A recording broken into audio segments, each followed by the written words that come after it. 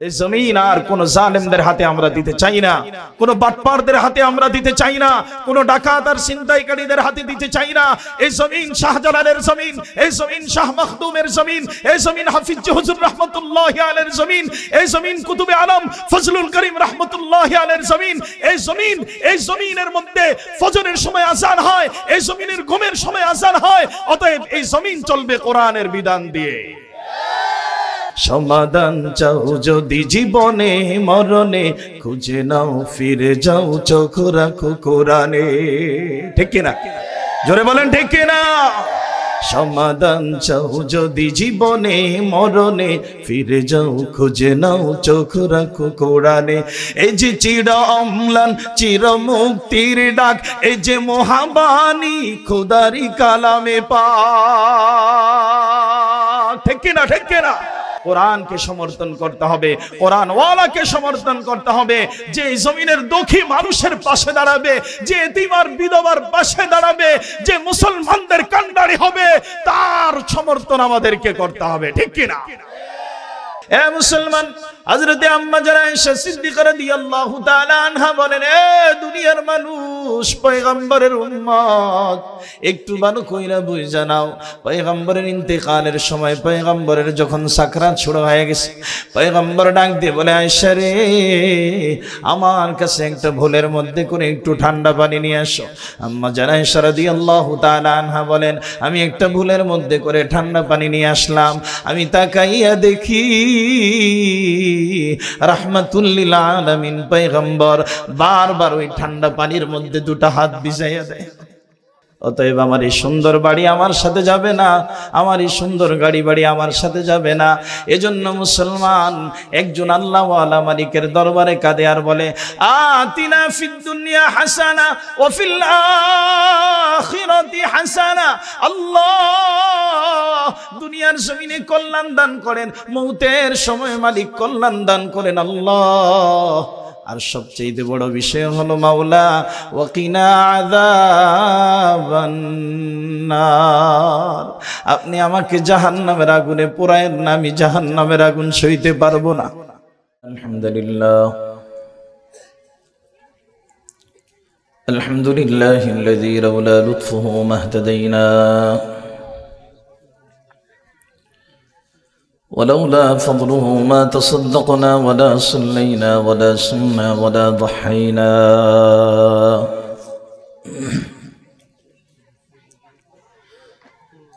ونشهد أن لا إله إلا الله وحده لا شريك له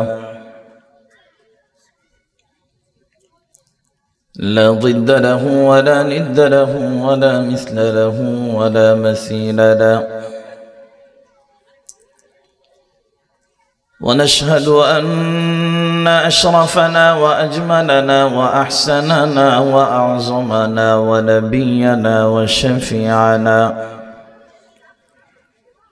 وحبيبنا ومولانا محمدا عبده ورسوله الذي أرسله الله تعالى بالحق بشيرا ونذيرا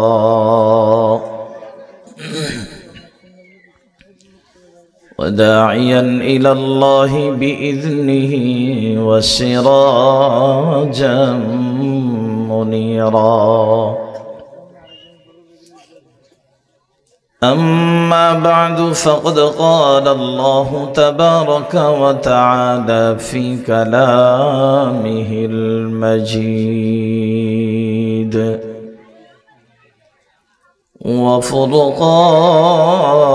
وفرقانه الكريم أعوذ بالله من الشيطان الرجيم بسم الله الرحمن الرحيم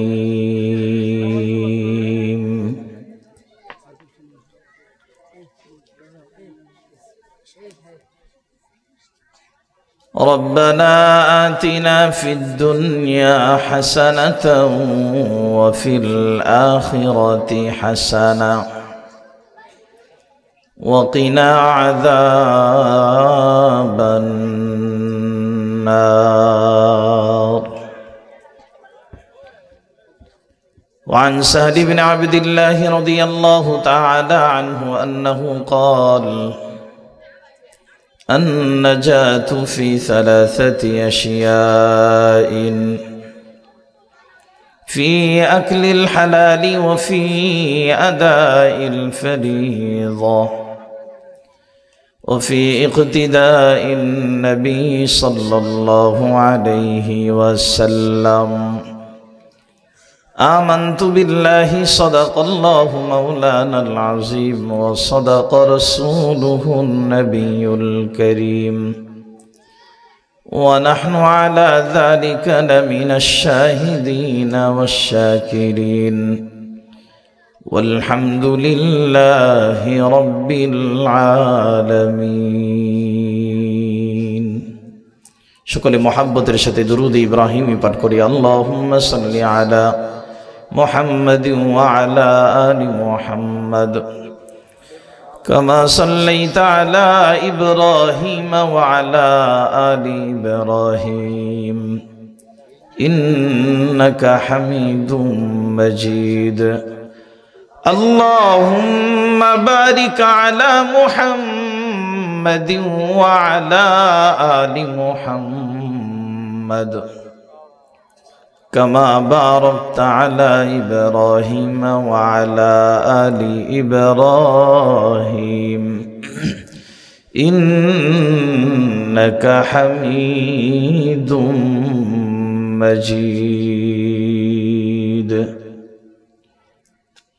शिर्क आसिया वो दलालत से बचा कर ऐ करीम,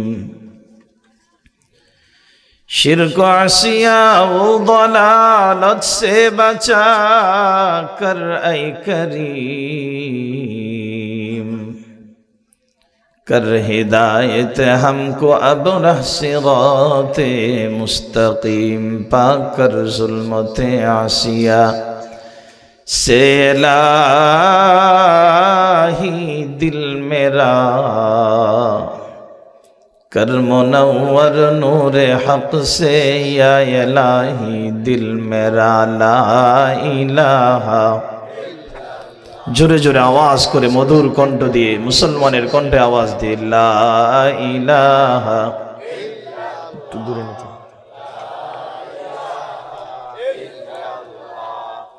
لا إله إلا الله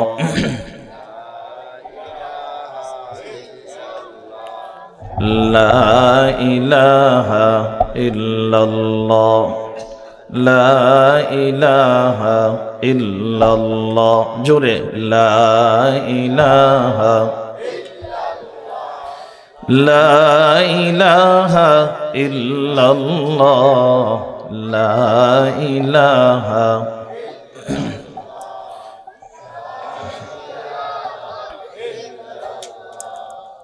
لا إله إلا الله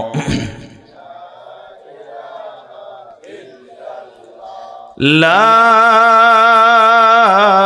إله إلا الله محمد رسول الله صلى الله تعالى عليه وسلم।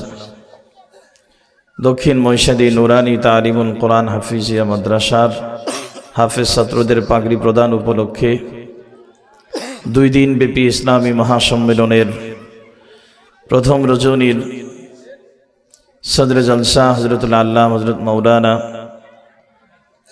হাফেজ মাওলানা ইসমাইল বুখারী কাশিয়ানী দামাত বরকাতুহুল আলিয়া, काबिल एहतराम हज़रत उलमा इकराम मंचे उपविष्ट उम्मतेर राहबार उम्मतेर सरताज उलमाए दीन आमार सामने उपविष्ट दिन दरदी धर्मप्राण सुधी समाज पर्दार अंतराले सम्मानित मा बोनेरा, रब्बे करीमेर दरबारे लाखो कोटी शुकुर जे महान रब्बुल इज्जत आमादेरके এই কোরআনের ভবনে, কোরআনের বাগানে, আল্লাহওয়ালাদের মজমায়, বুজুর্গদের মজমায়, জাকিরিন আর শাকিরিন বান্দাদের মজমায়, মাদ্রাসার খাতিরে জিক্র ফিক্র নিসবতে, দাওয়াত ও তাবলীগের নিসবতে আল্লাহ রাব্বুল ইজ্জত আমাদেরকে এই বরকতি মজলিসে হাজির করে দিয়েছেন। সেজন্য জবান খুলে কালিমাতুশ শুকর আদায় করি, পড়ি আলহামদুলিল্লাহ। আরো জোরে পড়ি আলহামদুলিল্লাহ। মুআজ্জাজ আর মুকাররম হাজিরিন,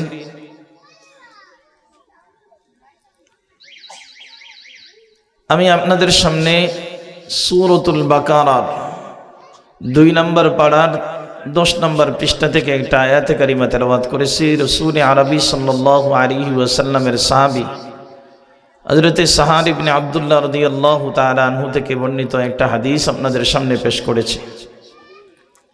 আল্লাহ রাব্বুল ইজ্জত যদি তৌফিক দান করেন এই আয়াতে কারিমা এবং হাদিসের উপর আলোচনা করে ইনশাআল্লাহ আমি অতি অল্প সময়ের মধ্যে আমার আলোচনার রীতি টানব।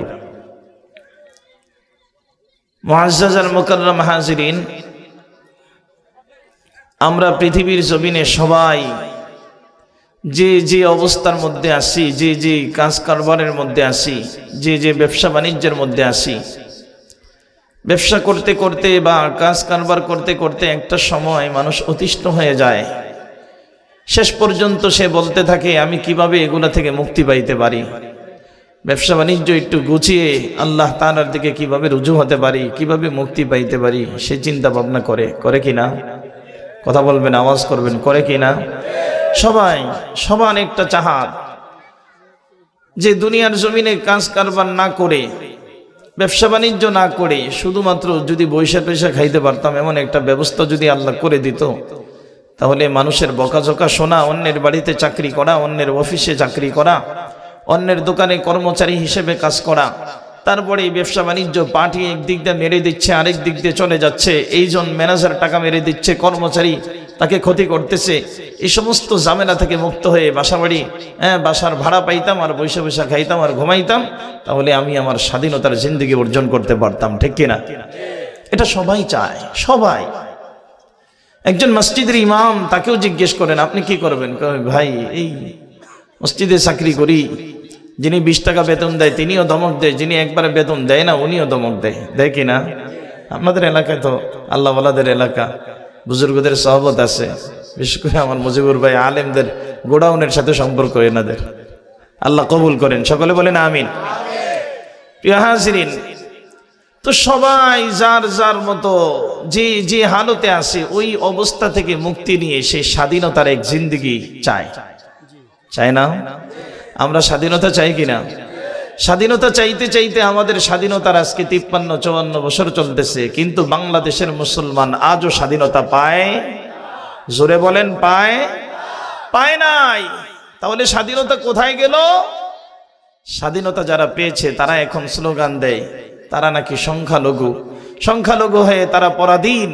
এদেশের মধ্যে হিন্দু, বৌদ্ধ, খ্রিস্টান, ইহুদি আর নাসারারা যে শান্তিতে বসবাস করেছে, যে স্বাধীনতা অর্জন করেছে, বাংলাদেশের মুসলমান 53 বছরেও তত স্বাধীনতা কোনোদিন অর্জন করতে পারে না। ঠিক কিনা? ঠিক কিনা ভাইরা আমার? অতএব স্বাধীনতা যারা পেয়েছে তারা বলে পরাধীন, আর আমরা যারা স্বাধীনতা পাই নাই আমরা কি বলবো? আমরা যারা পরাধীন আমরা কি বলবো? ওই ঘটনা এমন হয়ে গেছে যে দুইজন ব্যক্তি রাস্তা দিয়ে হেঁটে যায়, একজন খুব মোটা তাজা আমার মতো, আরেকজন একেবারে জীর্ণ শীর্ণ চিকন। তো রাস্তা দিয়ে হাঁটতেছে, এক ভাই জিজ্ঞেস করে, ভাই মোটা ব্যক্তিকে জিজ্ঞেস করে আপনার নাম কি? কয় আমার নাম চিকন আলী। তো চিকন ব্যক্তি যেটা, উনি একবার নিজের মাথা থেকে পা পর্যন্ত তাকায়, আবার ওনার দিকে তাকায়। তো আরেকজন জিজ্ঞেস করে, কি রে ভাই তুমি এভাবে তাকাচ্ছ কেন ওনার দিকে আবার নিজের দিকে? তাকাচ্ছি, উনি এত সুঠাম দেহের অধিকারী, উনি বলতেছে ওনার নাম চিকন আলী, আর আমার তো কিছুই নাই, ধাক্কা দিলে মক্কা চলে যাব। তাহলে আমাকে যদি জিজ্ঞেস করে আমার নাম কি, আমি বলবো আমি নাই। আমি বলবো কি আমি নাই? তো যিনি আছে উনি বলতেছে উনি এই অবস্থায় চিকন আলী, আর আমি যে নাই, তো আমি কি বলবো? আমি যে চিকন আমি কি বলবো? তা আমি বলবো আমি নাই। তো যারা এদেশের মধ্যে 53-54 বছর পর্যন্ত যারা স্বাধীনতা পেয়েছে, আমাদের মসজিদ মাদ্রাসার জন্য কোনো বরাদ্দ হয় নাই, মন্দির আর গির্জার জন্য বরাদ্দ চলছে, তাদেরকে প্রত্যেকটা স্কুল কলেজের মধ্যে তাদের মন্দির করার জন্য হুকুম করে দিয়েছে। আর আমাদের মাহফিলগুলা করতে গিয়ে তাদের থানার পিছনে পিছনে ঘুরতে ঘুরতে, অফিসারদের পিছনে পিছনে ঘুরতে গেলে একটা মাহফিল করার অবস্থা 12টা বেজে গিয়েছে। তারপরেও তারা বলতেছে তারা স্বাধীনতা পায়নি, আর আমরা বলতেছে, অথচ এত স্বাধীনতা পাওয়ার পরে তারা বলতেছে পরাধীন, আর আমরা যে কিছু পাই নাই আমরা কি বলবো? আমরা নাই, ঠিক কিনা ভাইয়েরা আমার? বড় ষড়যন্ত্র চলতেছে বাংলার জমিনকে নিয়ে, খুব চৌকান্ন দৃষ্টি রাখতে হবে। এই জমিন আর কোন জালেমদের হাতে আমরা দিতে চাই না, কোন বাটপারদের হাতে আমরা দিতে চাই না, কোন ডাকাত আর ছিনতাইকারীদের হাতে দিতে চাই না। এই জমিন শাহজালালের জমিন, এই জমিন শাহ মখদুমের জমিন, এই জমিন হাফিজ হুজুর রহমতুল্লাহি আলাইহির জমিন, এই জমিন কুতুবে আলম ফজলুল করিম রহমতুল্লাহি আলাইহির জমিন। এই জমিনের মধ্যে ফজরের সময় আযান হয়, এই জমিনের ঘুমের সময় আযান হয়। অতএব এই জমিন চলবে কোরআনের বিধান দিয়ে, এই জমিন কোরআনের বিধান দিয়ে চলবে। রাজি আছি তো? তাহলে সবগুলাকে লাথি মারতে হবে, পারবেন না? ইসলাম ছাড়া অন্য কিছু আমরা মানতে পারি, কোরআন সুন্নাহ ছাড়া আমরা অন্য কিছুতে আর যাইতে পারি না। 53 বছর দেখেছি, তাদের পিছনে পিছনে ঘুরে দেখেছি, স্বাধীনতা আমরা পাইনি, শান্তি আমরা পাইনি। শান্তি পাইতে হলে আসতে হবে কোথায়? সমাধান, ও সমাধান, সমাধান চাও যদি জীবনে মরণে, খুঁজে নাও ফিরে যাও চোখ রাখো কোরআনে। ঠিক কিনা? জোরে বলেন ঠিক কিনা? সমাধান চাও যদি জীবনে মরণে, ফিরে যাও খুঁজে নাও চোখ রাখো কোরআনে। এই যে চির অম্লান চির মুক্তির ডাক, এই যে মহাবাণী খোদারি কালামে পাক।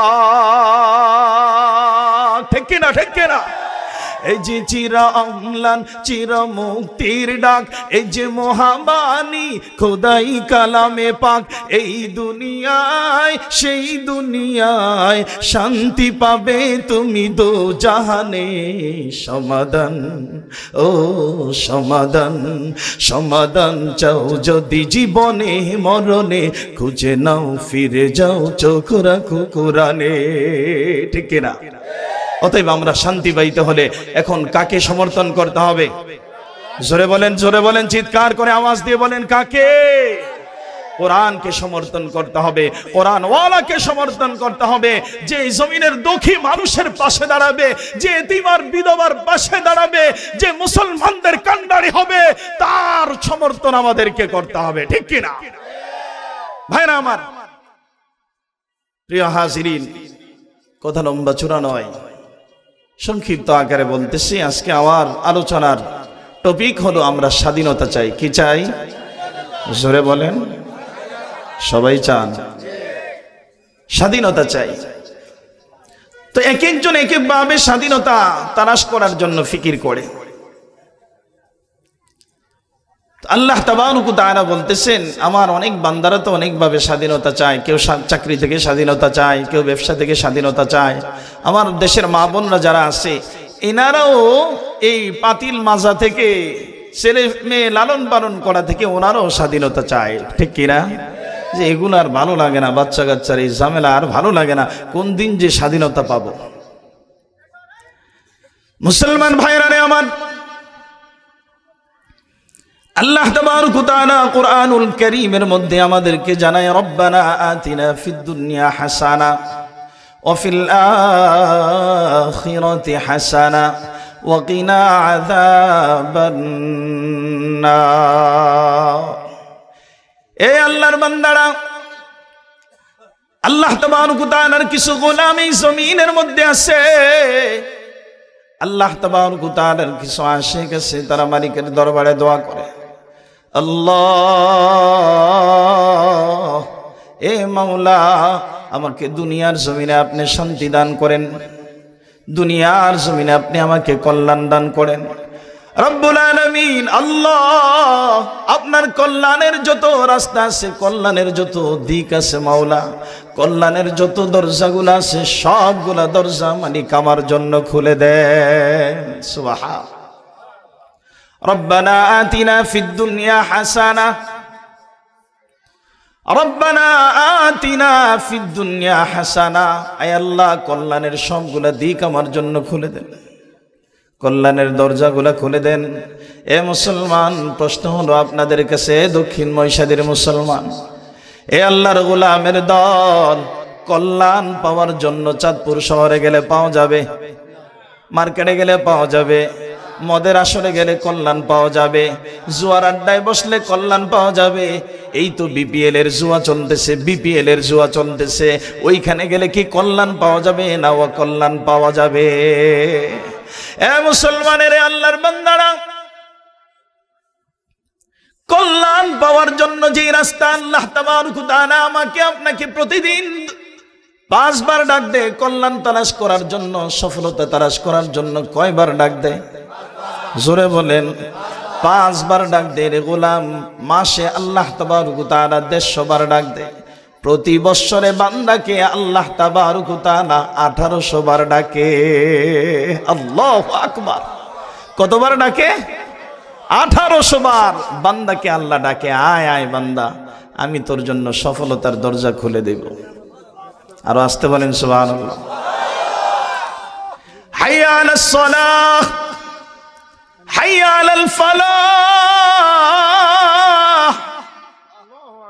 আল্লাহ তাবারক ওয়া তাআলা বান্দাকে ডাক দেয়, আয় বান্দা, সফলতা নেওয়ার জন্য চলে আয় রে গোলাম। এ মুসলমানের, আল্লাহর বান্দারা, আমি আপনি সফলতা তালাশ করি। কেউ বা সফলতা তালাশ করে দোকানের মধ্যে, কেউ বা সফলতা তালাশ করে ব্যবসার মধ্যে, কেউ বা তালাশ করে ইন্ডাস্ট্রিজের মধ্যে, কেউ বা বিভিন্ন পর্যায়ে সফলতা তালাশ করে। কিন্তু মুসলমান, ওই যে আল্লাহ তাবারক ওয়া তাআলার ঘর, ওই ঘরে ঢুকার আগে একটা দোয়া আছে, দোয়া পড়তে হয়, বিসমিল্লাহি ওয়াসসালাতু ওয়াসসালামু আলা রাসূলিল্লাহ, আল্লাহুম্মা ইফতাহলি আবওয়াবা রাহমাতিক। ওই ঘরে ঢুকার জন্য দোয়া পড়তে হয়। আয় আল্লাহ, যদিও অনেক জায়গার মধ্যে দেখা যায় মসজিদের দরজা একটা, মসজিদের গেট আছে না নাই? একটা গেট হয়, একটা গেট হয়, তারপরও ওই গেটের মধ্যে লেখা থাকে আবওয়াবা রাহমাতিক, বহু বচন। দ্বিবচন নয়, এক বচন নয়, দ্বিবচন নয়, বহু বচন। আল্লাহ তাবারক ওয়া তাআলার পয়গম্বর আমাদেরকে শিখায়, আমাদেরকে যেন ওই দোয়ার মাধ্যমে বুঝায় দেয়, এ বান্দা, ভালো করে বুঝা নাও, এই যে ঘরটা দেখতেছো, এই যে মসজিদটা দেখতেছো, সিজদার জায়গাটা দেখতেছো, এ গোলাম, এটা শুধুমাত্র সিজদার জায়গা নয়। এই ঘরের মধ্যে আল্লাহ তাবারক ওয়া তাআলার যত রহমত বানাইছে, যত রহমত সৃষ্টি করেছে, যত প্রকারের রহমত আর বরকত আছে, সবগুলা রহমত আর বরকত এই জায়গার মধ্যে আল্লাহ তাবারক ওয়া তাআলা খুইলা দিয়ে রাখছে। এ বান্দা, তুমি এই গেট দিয়ে ঢুকবা আর এই দোয়া পয়রা ঢুকবা, আল্লাহ আমার জন্য যতগুলা রহমতের দরজা আছে সবগুলা খুইলা দেন। মালিক আমার আপনার আল্লাহ এমন দয়ালু মাওলা, আমার আপনার মনিব এত দয়ালু মনিব।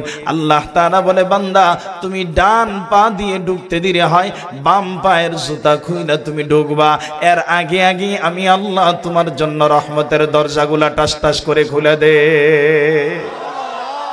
ভাইরা আমার, তো কল্যাণ পাওয়ার জন্য, বরকত পাওয়ার জন্য, রহমত পাওয়ার জন্য যাইতে হবে কোথায়? জোরে বলেন। এখন বলেন তো, আমরা বেশি যাই কোথায়, মসজিদে না বাজারে? অথচ আল্লাহর হাবিব বলেন, আহাব্বুল বিলাদি ইলাল্লাহি মাসাজিদুহা ওয়া আবগাযুল বিলাদি ইলাল্লাহি আসওয়াকুহা। পৃথিবীর জমিনে সবচাইতে উত্তম জায়গা হলো, জোরে বলেন, মসজিদ। আর সবচাইতে নিকৃষ্ট জায়গা হলো টয়লেট। বাজার না টয়লেট? হ্যাঁ, বাজার। কোনটা ভাই? বাজার। টয়লেট নিকৃষ্ট জায়গা না। আল্লাহর হাবিব হাদিসে পাকের মধ্যে টয়লেটকে নিকৃষ্ট বলে নাই, বাজারকে নিকৃষ্ট বলেছেন। অতএব এখন মসজিদে লোক বেশি না বাজারে লোক বেশি? বাজারে। তাহলে বোঝা গেল, আল ইনসানু হারিসুন ফিমা মুনিয়া। আমরা মানুষ এমন এক জাতি, যেখানে নিষেধ বেশি করা হয় সেখানে আমরা দৌড়াই, সেখানেই আমাদের পদার্পণ বেশি হয়। সাবধান গোলাম, আল্লাহ তাবারক ওয়া তাআলার আদালত থেকে বাঁচা সম্ভব হবে না। ভাইরা আমার, বন্ধুরা আমার, তো বলতেছিলাম একজন গোলাম আল্লাহ তাআলাকে ডাক দে, আল্লাহ, এ মাওলা, আল্লাহ আপনি আমার জন্য কল্যাণের দরজাগুলো খুলে দেন। আতিনা ফিদ দুনিয়া হাসানা, দুনিয়াতে কল্যাণ দান করেন। আবার বান্দা যেন বুঝায় দেয়, আল্লাহ তাবারক ওয়া তাআলার ওই আয়াতের মাধ্যমে বান্দা বুঝায় দেয়, আল্লাহ দুনিয়ার জমিনে কল্যাণ দিয়েছেন, গাড়ি দিয়েছেন, বাড়ি দিয়েছেন, নারী দিয়েছেন, সম্মান দিয়েছেন, ইজ্জত সম্মান দিয়েছেন আল্লাহ। কিন্তু মাওলা আপনি তো আবার কোরআনুল কারীমের মধ্যে এটাও জানায়া দিয়েছেন, কুল্লু মান আলাইহা ফান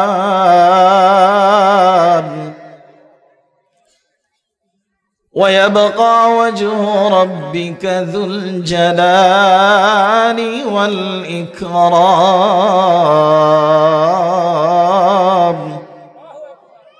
আল্লাহ তাবারক ওয়া তাআলা বলেন যে দুনিয়ার জমিনে যা কিছুই দেখ, একজন ব্যক্তিকে 100 তলা 200 তলা বিল্ডিং এর মালিক বানাক, যা কিছু করা হোক না কেন, এগুলা একদিন পৃথিবীর জমিনে থাকবে,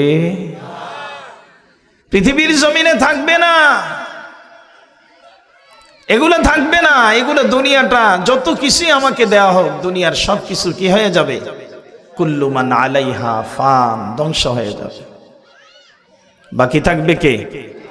লা ইলাহা ওয়া ইয়াবকা ওয়াজহু রাব্বিক, আমার আপনার রব বাকি থাকবে। তো যে মালিক বাকি থাকবে, যে মালিকের কর্তৃত্ব বাকি থাকবে, যে মালিকের হুকুমত বাকি থাকবে, আমার আপনার সম্পর্ক হবে সেই মালিকের সাথে, ঠিক কি না? কিন্তু মালিকের সাথে তো সম্পর্ক নাই। এই এমন একটা সময় আমাদের চলতেছে, আমাদের সমাজে এখন চলতেছে। আমি আপনাদের কথা জানি না, কিন্তু ঢাকা শহরের কথা বলি। কিছুদিন আগে আদি সব চিনবে, দুলাইখালে একটা প্রোগ্রাম হয়েছে একটা দলের।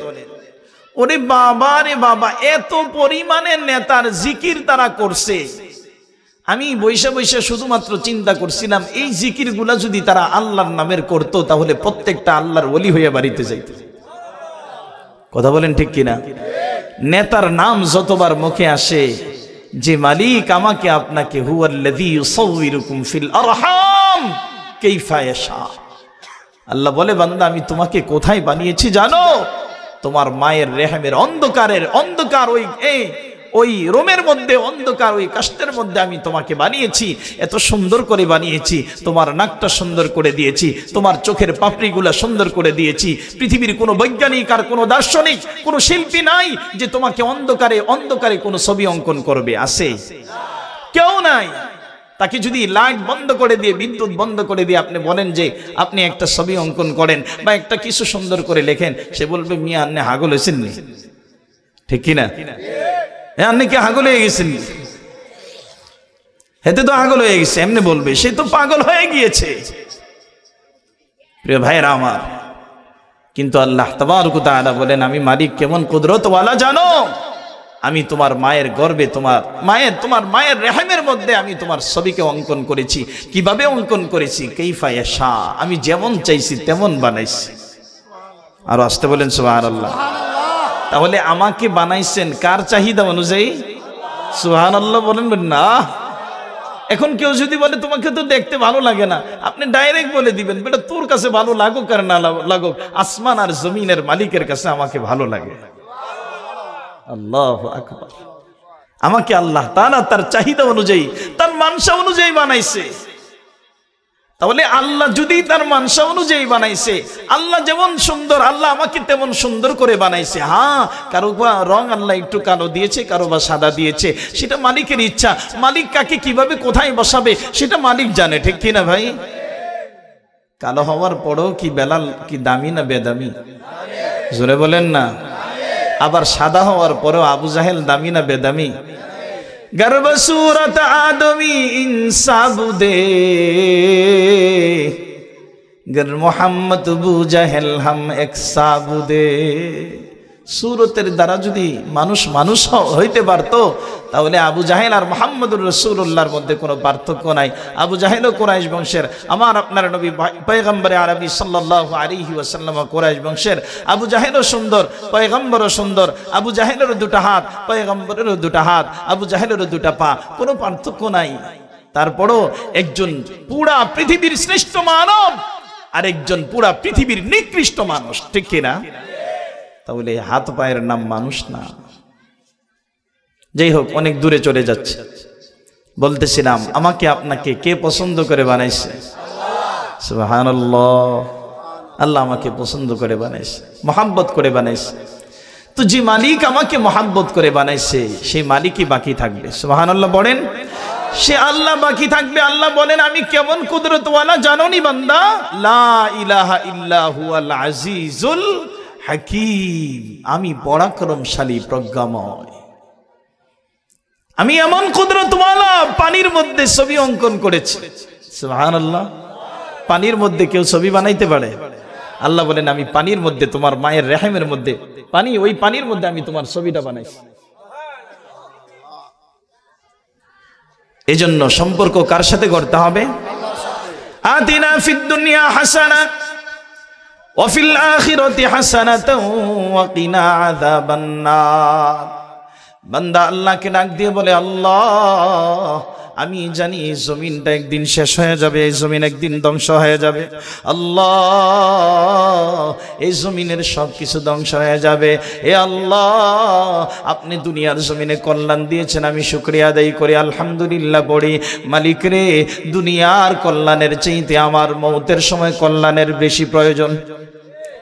মৌতের সময় কল্যাণের বেশি প্রয়োজন। যখন সাকরাত শুরু হয়ে যাবে, ওয়াজাআত সাকরাতুল মাউত, মৃত্যুর যন্ত্রণা যখন শুরু হয়ে যাবে, তখন আমার কল্যাণের বেশি প্রয়োজন, ঠিক কি না? যেদিন আমার কাছে কেউ থাকবে না, আমার পাশে কেউ থাকবে না।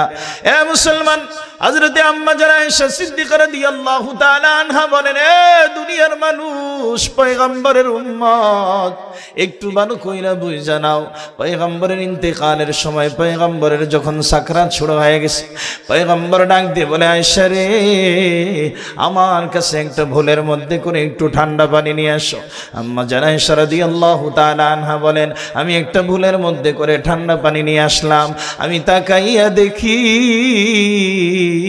রাহমাতুল লিল আলামিন পয়গম্বর বারবার ওই ঠান্ডা পানির মধ্যে দুটো হাত ভিজাইয়া দেয়। আল্লাহর পয়গম্বর বারবার দুটো হাত ওই ঠান্ডা পানির মধ্যে ভিজাইয়া দেয় রে গোলাম। পয়গম্বর কিছুক্ষণ ওই হাতটা ভিজাইয়া আবার এই ভিজা হাতটা পয়গম্বর নিজেই নিজের হাতের চারার মধ্যে মুছে আর ডাক দিয়ে বলে, ও সাকরাত, হায় মৃত্যুর যন্ত্রণা কত কঠিন। এরে আল্লাহর গোলাম, হযরত ঈসা আলাইহিস সালাতু ওয়াস সালামের জিন্দেগি মন্থন করলে দেখা যায়, ঈসা পয়গম্বর কালিমার দাওয়াত নিয়ে যখন রাস্তায় বের হয়, কিছু মানুষ পয়গম্বর ঈসাকে ডাক দিয়ে বলে, এ আল্লাহর পয়গম্বর বলে দাবি করো, আমাদের কাছে কালিমার দাওয়াত নিয়ে আসতো, আমাদেরকে বলতেছো কুলু লা ইলাহা ইল্লাল্লাহ তুফলিহুন, পড়ে নাও কালিমা, তাহলে সফল কাম হয়ে যাইবা।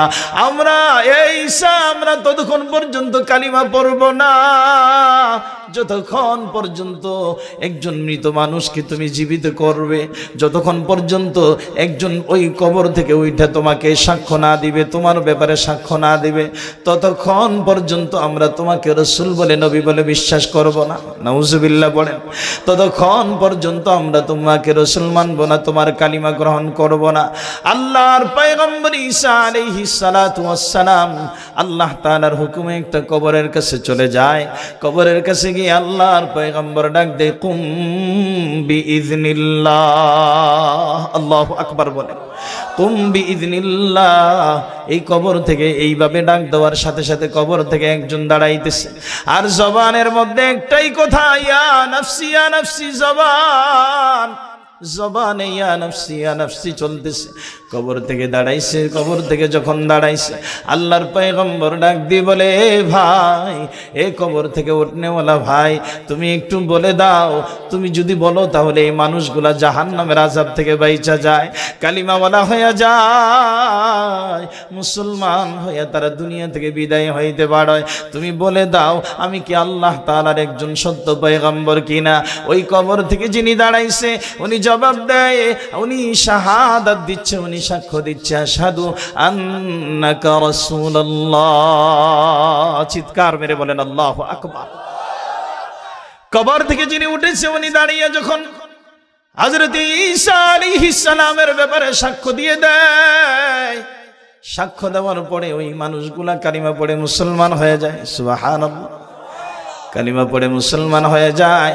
এখন ঈসা পয়গম্বর যিনি কবর থেকে উঠছে ওনার সাথে কথা বলে, মান আনতা, আপনি কে, আপনার পরিচয় কি? আর দ্বিতীয় কথা হলো আপনি কি এখন দুনিয়াতে থাকতে চান না দুনিয়া থেকে চলে যাইবেন? এই কথা বলার পর যিনি কবর থেকে দাঁড়াইছে উনি প্রথমে নিজের পরিচয় দিচ্ছে, এ ভাই ঈসা, আমার পরিচয় হলো, আমার পরিচয়টা ভালো করে শুনে নাও। আমার পরিচয় হলো আমি পৃথিবীর প্রথম মানুষ হযরত আদম আলাইহিস সালামের সন্তান।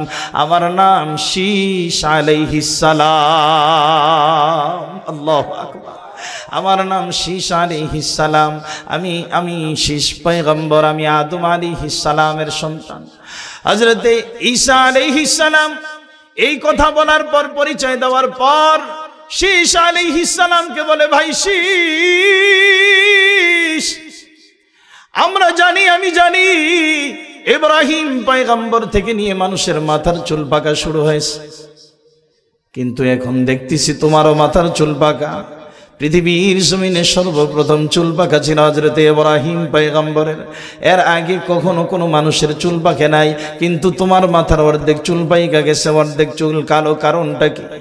হযরত ঈসা আলাইহিস সালামের প্রশ্নের জবাবে শীশ আলাইহিস সালাম বলতেছে, ভাই আপনি যখন আমাকে ডাক দিয়েছেন, আমার এই কবরে আইসা যখন আঘাত করেছেন আর ডাক দিয়েছেন কুম বিইذনিল্লাহ বলে, আমি মনে করছিলাম হযরত ইসরাফিল আলাইহিস সালাম সিংহায় ফুঁক দিয়ে দিয়েছে। হায় হায়, কিয়ামত কায়েম হয়ে গেছে, কিভাবে মালিকের দরবারে দাঁড়াবো, কিভাবে নবুয়তের জিম্মাদারির ব্যাপারে আল্লাহ তাআলার কাছে হিসাব দিব। ওই হিসাবের ভয় করতে করতে যখন কবর থেকে দাঁড়াচ্ছিলাম, ইয়া নাফসি করতে করতে যখন উঠতেছিলাম, নিজের ভয়ে আতঙ্কের মধ্যে এমন ভাবে আতঙ্কগ্রস্ত ছিলাম, কারণ কিয়ামতের ময়দানে আল্লাহ কাহার হয়ে যাবে, কাহার হয়ে যাবে। আমি আল্লাহ তাআলার সামনে কিভাবে নিজের চেহারাটা দেখাবো, এই ভয় করতে করতে দাঁড়াইতেছিলাম। কিয়ামতের ময়দানের ভয় করতে করতে দাঁড়াইতেছিলাম, আর এই টেনশন করতে করতে দাঁড়াইতেছিলাম কিভাবে হিসাব দিব। এই টেনশনের কারণে মনে হয় আমার মাথার অর্ধেক চুল পাইকা গেছে। আল্লাহু আকবার। ভাইরা আমার, বন্ধুরা আমার, এখন এই কথা বলার পরে হযরত শীশ আলাইহিস সালাম এখন বলতেছে, আপনি দ্বিতীয় প্রশ্ন করেছিলেন আমি কি দুনিয়াতে থাকবো না চলে যাব। এখন আপনি আমার একটা প্রশ্নের জবাব দিতে হবে। আমি যদি দুনিয়াতে বাঁচতে চাই, কার বা দুনিয়াতে বাঁচতে মনে না চায়? আমি যদি বাঁচতে চাই তাহলে কি আবার আমাকে মালাকুল মাউতের হাতে পাকড়াও হতে হবে কিনা? আবার কি মালাকুল মাউত আমার রূহটাকে টাইনা বের করবে কিনা? ঈসা আলাইহিস সালাম জবাব দেয়, ভাই শীশ আলাইহিস সালাম শুনে নাও, তুমি যদি দুনিয়াতে বাঁচতে চাও, আল্লাহ তাবারক ওয়া তাআলা তোমাকে নির্দিষ্ট একটা সময় দিবে। এই সময়ের পরে আবার মালাকুল মউত তোমাকে, তোমার রূহটাকে টাইনা নিয়ে যাবে রে ভাই, আবার তোমার রূহটাকে কবজা করা হবে। এই কথা শোনার সাথে সাথে হযরত শীশ আলাইহিস সালামের চোখে পানি চলে আসলো। না না না না, আমার বেঁচে থাকার জন্য তোমার মালিকের দরবারে দোয়া করার প্রয়োজন নাই। আমি বাঁচতে চাই না, আমি এইভাবেই দুনিয়া থেকে চলে যাইতে চাই, আমি এইভাবেই আমার আপন কবরের মধ্যে চলে যাইতে চাই, আমি বাঁচতে চাই না। পয়গম্বর ঈসা ডাক দিয়ে বলে, কেন বাঁচতে চান না? ভাই রে, তুমি যখন আমাকে ডাক দিয়েছ, আমি যখন কবর থেকে উঠলাম, আমার ইন্তেকালের পর থেকে এই পর্যন্ত আমার কবরের বয়স হয়ে গেছে, আমার ইন্তেকালের বয়স হয়ে গেছে 3000 বছর। কয় হাজার বছর? 3000 বছর আমার ইন্তেকালের বয়স হয়ে গিয়েছে।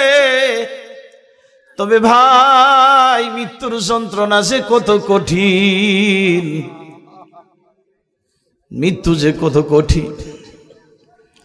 3000 বছর অতিবাহিত হয়ে গেছে, আমার রূহটা যে মালাকুল মউত টাইনা টাইনা বের করছে। 3000 বছর অতিবাহিত হয়ে গেছে, এখনো পর্যন্ত আমার ওই দেহ থেকে এই যন্ত্রণা যায় না। আল্লাহু আকবার। এখনো পর্যন্ত আমার ওই যন্ত্রণা যায় নাই। আবার যদি আমি দুনিয়াতে বাঁচতে চাই, আবার যদি মালাকুল মউত আমার রূহটাকে এইভাবে টানা হেঁচড়া করে, আমি সহ্য করতে পারবো না, আমি সহ্য করতে পারবো না। এই কথা বইলে হযরত শীশ আলাইহিস সালাতু ওয়াস সালাম আল্লাহ তাবারক ওয়া তাআলার হুকুমে আল্লাহর পয়গম্বর দোয়া করেছেন, আল্লাহ তাআলার হুকুমে আবার কবরের মধ্যে চইলা যায়।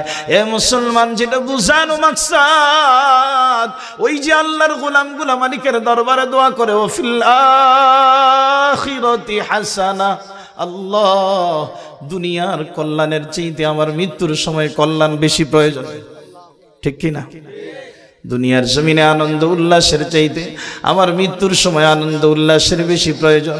দুনিয়ার ঘর সাজানোর চাইতে আমার কবর সাজানোর বেশি প্রয়োজন। ঠিক কি না ভাই? আজকে তো আমরা দুনিয়ার ঘর সাজানোর জন্য ব্যতিব্যস্ত হয়ে গেছি। কে কার থেকে প্রতিযোগিতা করতেছি, কে কার থেকে বিল্ডিং সুন্দর করতে পারি, কার চাইতে ফ্ল্যাটটা আমার সুন্দর হয়, সেই প্রতিযোগিতা করতেছি। মেরে ভাইও, এই দুনিয়ার ঘর সাজানোর জিম্মাদারি আমার একা না, আমার একা না। আমি সাজাইতে না পারলে আমার ছেলে সাজাবে, আমার ছেলে সাজাইতে না পারলে তার পরবর্তী প্রজন্ম সাজাবে, সে সাজাইতে না পারলে তার পরবর্তী প্রজন্ম সাজাবে। কিন্তু ভাইও, এ দক্ষিণ মহিষাদীর মুসলমান, আমার কবরটা সাজানোর জিম্মাদারি একা আমার। কার? আমার ছেলে আমার কবর সাজিয়ে দিবে না, আমার মেয়ে আমার কবর সাজিয়ে দিবে না, আমার ভাই আমার কবর সাজিয়ে দিবে না। লা তাজিরু ওয়াজিরাতুন বিজরা উখরা, কেউ আমার কবর সাজায় দিবে না, কেউ আমার বোঝা নিবে না। মুসলমান ভাইরা রে আমার, তো বলতেছিলাম দুনিয়ার জমিনের কল্যাণের চাইতে আমার মৃত্যুর সময় কল্যাণ বেশি প্রয়োজন। দুনিয়ার কল্যাণের চাইতে মৃত্যুর সময়ে কল্যাণের বেশি প্রয়োজন। আল্লাহ তাবারক ওয়া তাআলার রহমতের বেশি প্রয়োজন। আবার এই মৃত্যুর চাইতে, মৃত্যুর ওই যন্ত্রণার সময়ের চাইতে আমার কবরের জমিনে যখন আমি একা হয়ে যাব, একা একা, কেউ আমার পাশে থাকবে না, কেউ আমার পাশে থাকবে না। আমার ছেলেটা পর্যন্ত আমার লাশটাকে রাইখা শেষ পর্যন্ত একটা লাফ দিয়ে কবরে উঠে যাবে, কবরের উপরে উঠে যাবে, শেষ মাটিগুলা চাপা দিবে।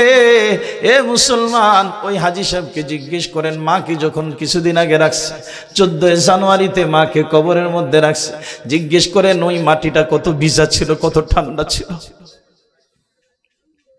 এরে গোলাম, এই ঠান্ডা মাটির মধ্যে আমার সন্তান আমাকে রাইখা দিবে। দুনিয়ার জমিন থেকে নেওয়ার কিছু নাই রে ভাই। কোটি কোটি টাকার মালিক, ল্যান্ড প্রপার্টির মালিক, গাড়ি বাড়ির মালিক, ক্ষমতার মালিক, যত কিছুরই মালিক হোক না কেন, দুনিয়ার জমিন থেকে মাত্র একজন পুরুষ 3টা কাফনের কাপড় নিতে পারবে, এর চাইতে বেশি নিতে পারবে না। ঠিক কিনা? এর চাইতে বেশি নিতে পারবে না। যদি ইচ্ছা করে নসিহত করেও যায়, তারপর এর চাইতে বেশি দেবে না। এমনকি মুসলমান, মৃত্যুর সময়, মৃত্যু যখন হয়ে যায়, একটা মানুষকে যখন গোসল করাইতে নিয়ে যায়, আমি নিজ চোখে দেখেছি রে গোলাম, আমি নিজ চোখে দেখেছি। যখন হেফসখানায় পড়েছি, আমার ওই এলাকার মধ্যে একজন প্রভাবশালী ব্যক্তি মারা গিয়েছে। তার দাঁত, 2টা দাঁত ছিল স্বর্ণের বাদাই করা। তার বাবাকে যখন কবরের মধ্যে নিবে, কবর নেওয়ার আগে গোসল করাইছে। গোসল করানোর সময়, গোসলের পর যখন কাফনের কাপড় পড়াইয়া সুন্দর করে বাইদা দিবে, এলাকার লোকজনের কাছে আইসা, আলেমদের কাছে আইসা ছেলেগুলা ডাক দিয়ে বলে, আমার বাবার মুখের মধ্যে 2টা স্বর্ণের দাঁত আছে, এগুলো আমরা খুইলা ফেলাইতে চাই, আপনারা কি বলেন? ওলামা একরাম বলে, এই বাবা তো অনেক সম্পদ আপনাদেরকে দিয়ে গেছে, এগুলো না খুললেই কি? হুজুর, আপনি কি পাগল হয়েছেন নাকি? এই স্বর্ণের দাঁত নিয়ে আমার বাবা কবরের মধ্যে কি করবে? এ মুসলমান, ওই মাইয়ের তাকে টাইনা টাইনা তার মুখ থেকে 2টা স্বর্ণের দাঁত খুইলা ফেলাইছে। নিয়ে যাইতে দেয় নাই। অতএব আমার এই সুন্দর বাড়ি আমার সাথে যাবে না, আমার এই সুন্দর গাড়ি বাড়ি আমার সাথে যাবে না। এজন্য মুসলমান একজন আল্লাহওয়ালা মালিকের দরবারে কাঁদে আর বলে, আতিনা ফিদ দুনিয়া হাসানা ওয়া ফিল আখিরাতি হাসানা। আল্লাহ দুনিয়ার জমিনে কল্যাণ দান করেন, মৌতের সময় মালিক কল্যাণ দান করেন আল্লাহ। আর সবচেয়ে বড় বিষয় হলো মাওলা ওয়াকিনা আযাবান নার, আপনি আমাকে জাহান্নামের আগুনে পোড়ায়েন না, আমি জাহান্নামের আগুন সইতে পারবো না। আল্লাহ জাহান্নামের আগুনে পোড়ায়েন না, আমি জাহান্নামের আগুন সইতে পারবো না। ওয়াকিনা আযাবান নার, আয় আল্লাহ আপনি আমাকে জাহান্নামের আগুন থেকে হেফাজত করেন। এ মুসলমান, জাহান্নামের আলোচনা করলে লম্বা চূড়া আলোচনা হয়ে যাবে, পার হয়ে যাবে সময়। আমি আপনাদেরকে বলতে চাই, এই জাহান্নামের আযাব থেকে বাঁচতে হলে, দুনিয়ার কষ্ট থেকে, মৃত্যুর যন্ত্রণা থেকে বাঁচতে হলে কাজ করতে হবে তিনটা। কয়টা? জোরে বলেন কয়টা? হযরত সাহাল ইবনে আব্দুল্লাহ রাদিয়াল্লাহু তাআলা আনহু বলেন, আন-নাজাতু ফি সালাসাতি আশিয়া।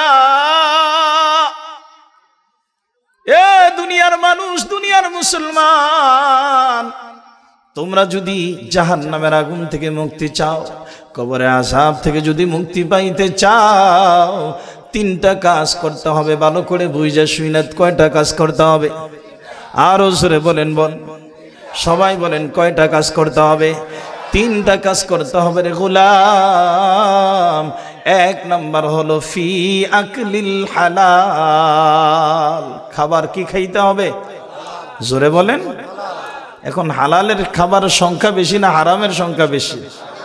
উদাহরণ একটা নিবেন, আপনাদেরকে বলি, রাগ করবেন না, যে সমস্ত ভাইয়েরা এই ব্যবসাটা করেন, আমি ব্যবসায়ী না, এই ব্যবসায়ীদের জন্য একটা উদাহরণ দিচ্ছি। বাকি অনেকেই এই সমস্ত চুরি চাপটামি করে কি না? প্রিয় ভাইয়েরা আমার, আমাদের দেশে এখন ডিজিটাল পাল্লা, ডিজিটাল পাল্লা না, ডিজিটাল পাল্লা, ডিজিটাল চোর, চুরির পদ্ধতিও ডিজিটাল। আগে রাস্তায় দইরা নিত, এখন ওই পাল্লা থেকে নিয়ে নেয় যা নেওয়ার। মনে করেন আমি যখন বাজারে ছিলাম, আমি রায় সাহেব বাজার মসজিদে প্রায় 8-9 বছরের মতো ছিলাম।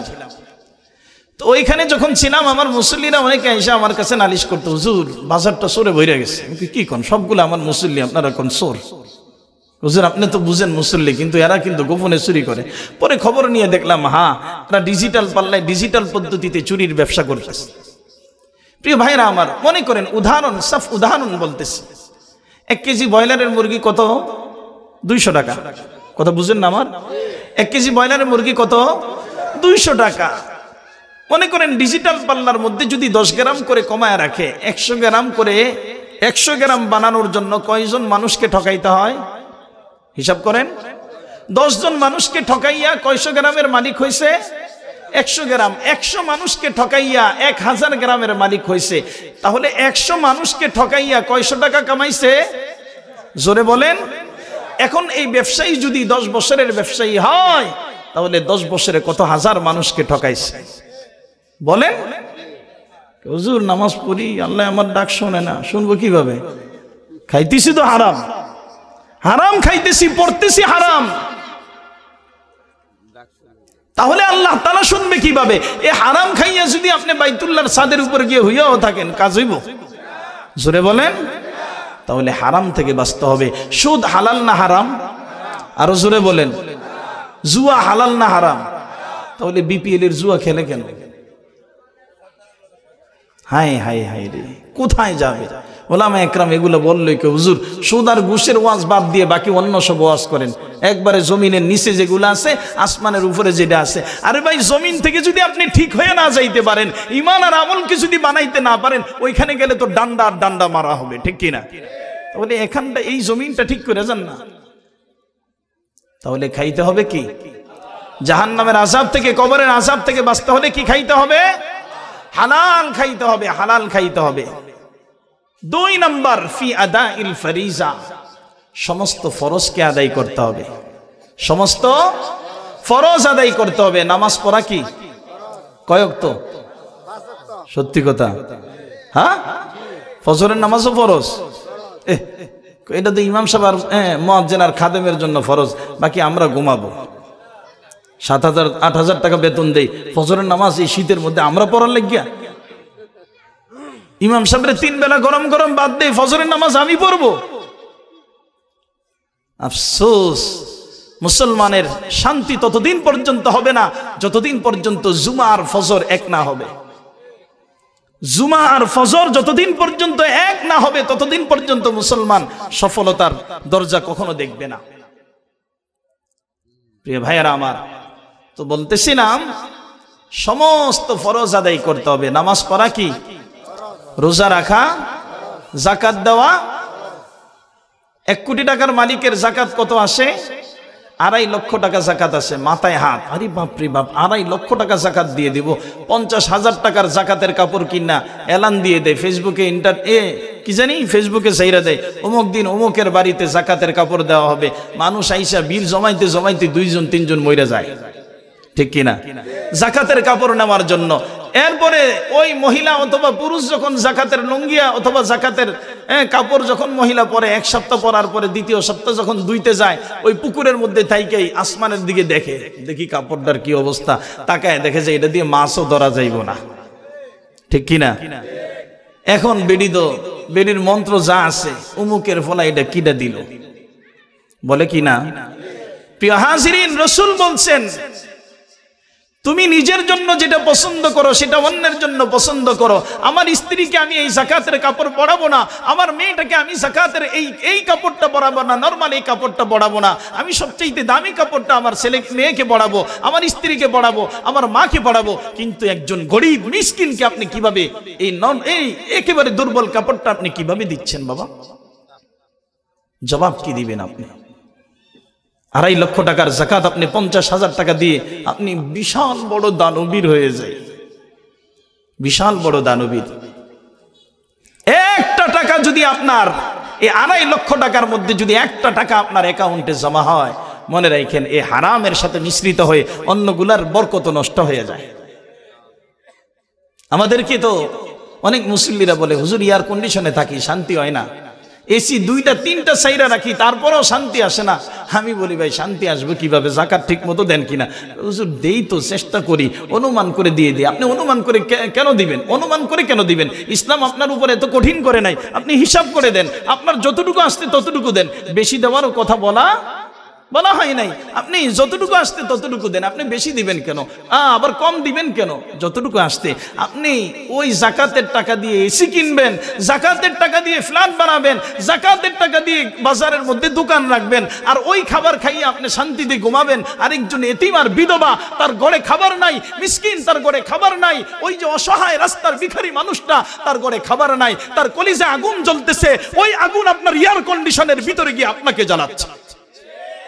কথা বুঝেন ভাই? হুজুর যাকাত সব দিতে হইব কেন?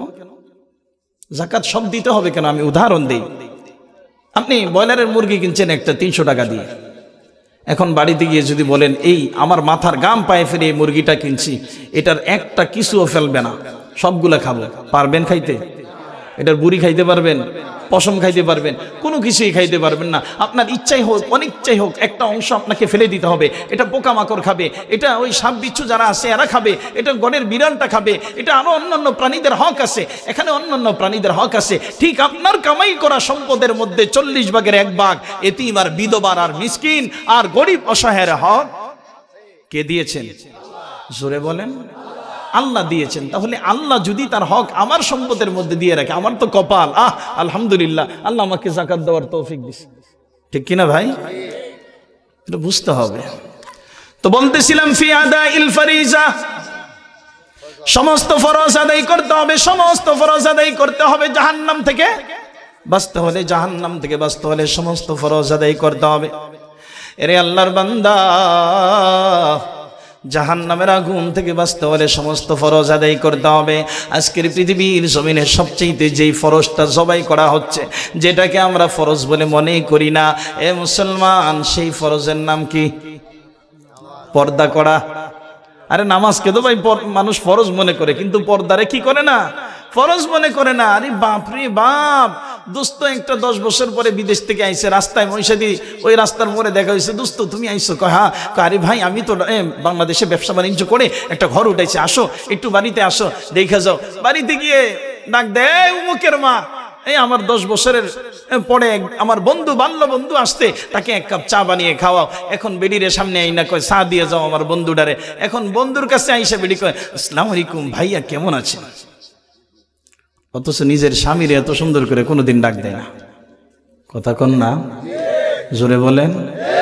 এই যে আপনি আপনার 10 বছরের পুরাতন বন্ধুটারে আপনার বউরে দেখাইছেন, কোন কিতাবে পাইছেন আপনি?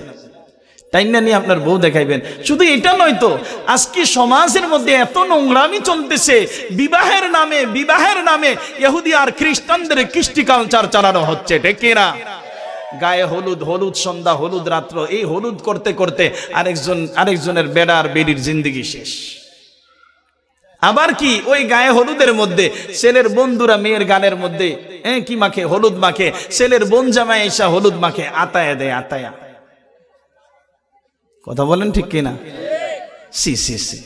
আপনি একজনের জুটা খাবার খাইতে চান না, আরেকজন বেগানা পুরুষ আপনার স্ত্রীকে দেখতেছে, আপনার স্ত্রীর সৌন্দর্যকে দেখতেছে, আপনি কিভাবে তাকে আপনার ভিতরে গায়রত কতটুকু আছে, আপনার ভিতরে মানুষত্ব বোধ কতটুকু আছে যে আপনার স্ত্রীর গায়ে আরেকজন হাত দিচ্ছে, আপনি একেবারে পাগলের মতো বলদের মতো দেখে দেখে আসতেছেন। আবার কি শুধু এটা নয়, বিয়ের পরে বউবাতের মধ্যে বেডিডারে সাজাইয়া সুন্দর করে একটা রুমের মধ্যে বসাইয়া খাইয়াও যাবেন, দেখেও যাবেন, ঠিক কিনা? কষ্ট হচ্ছে আপনাদের? এগুলা সমাজে হচ্ছে কিনা? এগুলার দ্বারা সমাজ নষ্ট হয়ে যাচ্ছে, আল্লাহ তাআলার আযাব ত্বরান্বিত হচ্ছে মুসলমান। এগুলার দ্বারা আল্লাহ তাআলার আযাব আসতেছে। এই জমিনের মধ্যে এত আযাব আর গজব, এত অশান্তি কেন? আমাদের গুনাহের ফসল এগুলা। আজকে বেপরদার যে গুনাহ হয়ে যাচ্ছে। এ ভাই, এ হাজী সাহেব, আপনার মেয়েটা রাস্তায় ঘুরতেছে, আপনি আপনার মাকে 2টা-3টা বোরকার ভিতরে ঢুকাইছেন। আপনার মা 70-80 বছরের মাটাকে আপনি 2টা-3টা বোরকার ভিতরে ঢুকাইছেন, কিন্তু আপনার মেয়েটাকে আপনি পর্দার ভিতরে ঢুকাইতে পারেন নাই। অতএব জাহান্নামের আযাব থেকে বাঁচতে হলে কি করতে হবে? সমস্ত ফরজকে কি করতে হবে? জোরে বলেন না। সমস্ত ফরজকে আদায় করতে হবে। খুঁজা খুঁজা যেগুলা ফরজ আছে, বান্দার হক, আল্লাহর হক যেগুলো আছে, এগুলাকে খুঁজা খুঁজা আদায় করতে হবে। পারবো তো ইনশাআল্লাহ? 3 নম্বর বিষয়, সাহাদ ইবনে আব্দুল্লাহ রাদিয়াল্লাহু তাআলা আনহু বলেন, দুনিয়ার মুসলমান 3 নম্বর বিষয় হলো ফি ইক্তিদাইন নবী সাল্লাল্লাহু আলাইহি ওয়াসাল্লাম। তুমি যদি জাহান্নামের আগুন থেকে বাঁচতে চাও, তুমি যদি আল্লাহ তাআলার আযাব আর গজব থেকে বাঁচতে চাও, তাহলে তোমাকে যে কাজটা করতে হবে, আল্লাহ তাবারক ওয়া তাআলার আযাব থেকে বাঁচার জন্য 3 নম্বর যেটা করতে হবে, পয়গম্বর আরবি সাল্লাল্লাহু আলাইহি ওয়াসাল্লামের জিন্দেগিকে তোমার জিন্দেগি বানাইতে হবে। পয়গম্বরের সুন্নতওয়ালা জিন্দেগিকে তোমার সুন্নতওয়ালা তোমার জিন্দেগি বানাইতে হবে। পয়গম্বর যেভাবে খানা খায় তোমাকে সেইভাবে খানা খাইতে হবে। পয়গম্বর যেভাবে নামাজ আদায় করে তোমাকে সেভাবে নামাজ আদায় করতে হবে। পয়গম্বর যেভাবে স্ত্রীদের সাথে আলোচনা করছে, যেভাবে স্ত্রীদের সাথে আচরণ করছে, তোমাকেও সেইভাবে আচরণ করতে হবে। পয়গম্বর যেভাবে সমাজ পরিচালনা করছে, সেভাবে তোমাকে সমাজ পরিচালনা করতে হবে। পয়গম্বর যেভাবে রাষ্ট্র পরিচালনা করছে, সেভাবে তোমাকে আমাকে রাষ্ট্র পরিচালনা করতে হবে, ঠিক কিনা?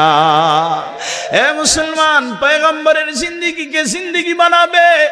আল্লাহর পয়গম্বর বলেন, মান আহইয়া সুন্নতি ফাকাদ আহাব্বানি ওয়া মান আহাব্বানি কানা মাই ফিল জান্নাহ।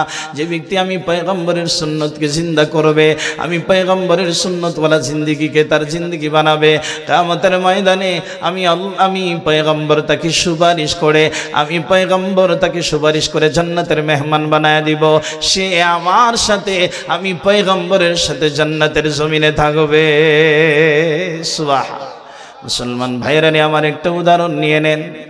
আল্লাহর পয়গম্বরের সাহাবী হযরত আনাস ইবনে মালিক রাদিয়াল্লাহু তাআলা আনহু, আনাস ইবনে মালিক রাদিয়াল্লাহু তাআলা আনহু বলেন, একবার আমার বাড়িতে উবাদা ইবনে সামিত রাদিয়াল্লাহু তাআলা আনহু আমার বাড়িতে আসলেন। আয়েশা আমাদের বাড়িতে উনি ওযু বানাইলেন। ওযু বানানোর পরে আমাকে বললেন, এ আনাস ইবনে মালিক ভাই, আমাকে একটা তোয়ালি বা একটা কাপড় দাও, আমি আমার ওযুর পানিগুলো একটু মুছবো। আনাস ইবনে মালিক বলেন, আমি আমার বাদীকে বললাম একটা তোয়ালি আইনা দেওয়ার জন্য। বাদী ওই তোয়ালিটাই দিল, যে তোয়ালিটা আমি ব্যবহার করি ওই তোয়ালিটাই না উবাদা ইবনে সামিতকে দিল। উবাদা ইবনে সামিত রাদিয়াল্লাহু তাআলা আনহু ওযুর পানি মুছতে যাবে, তাকায় দেখে ওই তোয়ালিটা ময়লা আবর্জনায় ভরে গেছে, ময়লা হয়ে গিয়েছে। উবাদা ইবনে সামিত রাদিয়াল্লাহু তাআলা আনহু বলেন, এটা পরিষ্কার করে নিয়ে আস। আল্লাহর পয়গম্বরের সাহাবী উবাদা ইবনে সামিত বলেন, আমি তাকায় রইছি, দেখি বাদী কি করে। আমি তাকায় দেখি সে পানির কাছে যায় না, সেই তোয়ালিটা নিয়ে আস্তে করে সে জ্বলন্ত চুলার কাছে চলে যায়। সুবহানাল্লাহ। সে জ্বলন্ত চুলার কাছে চলে যায়। জ্বলন্ত চুলার কাছে যাওয়ার পরে ওই চুলার ভিতরে এই তোয়ালিটাকে ঢুকাইয়া দিয়েছে, এই তোয়ালিটাকে চুলার ভিতরে ফেলে দিয়েছে। আল্লাহর বান্দি তোয়ালিটাকে চুলার ভিতরে ফেলে দেয়। চুলার ভিতরে যখন ফেলে দিয়েছে, কিছুক্ষণ পর আবার নিজের হাতটাকে চুলার ভিতরে ঢুকাইয়া ওই তোয়ালিটাকে উঠাইয়া নিয়ে আসে। উবাদা ইবনে সামিত রাদিয়াল্লাহু তাআলা আনহুর হাতের মধ্যে দেয়। উবাদা ইবনে সামিত রাদিয়াল্লাহু তাআলা আনহু বলেন, আমি তাকাইয়া দেখি তোয়ালিটার মধ্যে কোনো ময়লা আবর্জনা নাই। সুবহান। এ মুসলমান, উবাদা ইবনে সামিত আনাস ইবনে মালিককে ডাক দিয়ে বলে, ভাই আনাস, এ ভাই বুঝলাম না এটা কোন কারিশমা রে ভাই, এটা কোন কেরামতি? আনাস ইবনে মালিক ডাক দিয়ে বলে, এটা আমার কেরামতি নয়, এটা আল্লাহর পয়গম্বরের মুজিজা। সুবহানাল্লাহ বলবেন। এটা আল্লাহর পয়গম্বরের মুজিজা, এটা আমার কেরামতি নয়। এ ভাই উবাদা ইবনে সামিত, তুমি যেমনি ভাবে আমাদের ঘরে আসতো রে ভাই, একদিন আমারই ঘরের মধ্যে আমার পয়গম্বর আসতো, উম্মতের কান্ডারি নবী মুহাম্মদুর রাসূলুল্লাহ সাল্লাল্লাহু আলাইহি ওয়াসাল্লাম এই ঘরে একদিন আসলো। এই ঘরে আসার পরে ওযু বানাইছে, পয়গম্বর ওযু বানাইছে, আমার কাছে পানি মোছার জন্য, ওযুর পানি মোছার জন্য আমার কাছে পয়গম্বর একটা তোয়ালি চাইছে। আমি এই তোয়ালিটা দিলাম। পয়গম্বরের হাত মোবারক, পা মোবারক মোছার পরে আমি এই তোয়ালিটাকে বরকতের জন্য রাইখা দিলাম। যখন ওযু বানাই এই বরকতের তোয়ালিটা দিয়ে আমি এই হাত পা মুছি। এ উবাদা ইবনে সামিত, শুইনা নাও, যখন এই তোয়ালিটা ময়লা হয়ে যায় আমি এই তোয়ালিটা পানির মধ্যে ধৌত করি না, পানির মধ্যে ধৌত করি না, এটা আগুনের চুলার মধ্যে ফেলে দেয়। কিছুক্ষণ পর উঠাইয়া দেখি আর ময়লা থাকে না। এভাবে একদিন নয়, 2 দিন নয়, কয়েক বছর পর্যন্ত হয়ে গেল। উবাদা ইবনে সামিত বলে, আমিও তো দেখলাম একটা তোয়ালির একটা পশম পর্যন্ত পরাইতে পারে নাই, একটা সুতাও পর্যন্ত পরাইতে পারে নাই। কারণটা কি? উবাদা ইবনে সামিত চিৎকার করে বলে, ভাই আনাস, আল্লাহর পয়গম্বরের উম্মতদেরকে জানায় দাও, পয়গম্বরের সাথে একটু মিলার কারণে, পয়গম্বরের দেহের সাথে একটু মিলার কারণে, পয়গম্বরের দেহের পানি মুবারকের সাথে এই তোয়ালিটার একটু সম্পর্ক হওয়ার কারণে এই তোয়ালিটাকে যদি দুনিয়ার আগুন পোড়াইতে না পারে রে ভাই, আল্লাহর কসম করে বলি, পয়গম্বরের যে উম্মত পয়গম্বরের জিন্দেগিকে আপনায় নিবে, পয়গম্বরের জীবনকে জীবন বানাবে, পয়গম্বরের জিন্দেগিটাকে জিন্দেগি বানাবে, পয়গম্বরের আখলাককে আখলাক বানাবে। এ উবাদা ইবনে সামিত আনাস ইবনে মালিককে ডাক দিয়ে বলে, পয়গম্বরের উম্মতদেরকে জানায় দিও, এর উম্মত, তোমরা যদি পয়গম্বরের আদর্শ গ্রহণ করতে পারো, আল্লাহর কসম করে বলি, এই তোয়ালিটাকে যেমন দুনিয়ার আগুন জ্বালাইতে পারে না, তোমরা পয়গম্বরের সুন্নাত নিয়ে দুনিয়া থেকে যাইতে পারলে কবর তোমাদেরকে কোনো কষ্ট দিতে পারবে না, এমনকি জাহান্নামের আগুন পর্যন্ত তোমাদের শরীরে লাগতে পারবে না। জোরে জোরে বলেন আল্লাহু আকবার। ভাইরা আমার, বন্ধুরা আমার, তো বলতেছিলাম, এ মুসলমান, বলতেছিলাম জাহান্নামের আগুন থেকে বাঁচতে হলে কয়টা কাজ করতে হবে? জোরে বলেন কয়টা? 1 নম্বর হলো ফি আকলিল হালাল, এক নাম্বার হলো হালাল খাবার খাইতে হবে। এ মুসলমান, এর আল্লাহর বান্দারা, এক নাম্বার হলো হালাল খাবার খাইতে হবে। দুই নাম্বার ফি আদাইল ফরিজা, সমস্ত ফরজকে আদায় করতে হবে। তিন নাম্বার ফি ইক্তিদাইন নবী সাল্লাল্লাহু আলাইহি ওয়াসাল্লাম, পয়গম্বরের জিন্দেগিকে জিন্দেগি বানাতে হবে, পয়গম্বরের আদর্শকে আদর্শ বানাতে হবে, পয়গম্বরের আখলাককে আখলাক বানাতে হবে। পয়গম্বর যেভাবে সমাজ পরিচালনা করছে সেভাবে সমাজ পরিচালনা করতে হবে। পয়গম্বর যেভাবে দুনিয়াকে সাজাইছে সেভাবে দুনিয়াকে সাজাইতে হবে। তাহলে আল্লাহ তাআলার আযাব, জাহান্নামের আগুন থেকে বাঁচা যাবে। ঠিক কিনা ভাইয়েরা আমার?